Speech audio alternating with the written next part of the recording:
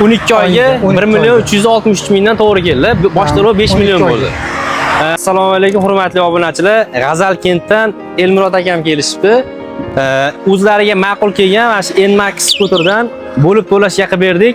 Aka, bosh to'lov qancha qildingiz? 5 million to'ladim. 1 million 366 ming. 12 oyga 1 million 363 mingdan to'g'ri keldi. Bosh to'lov 5 million bo'ldi.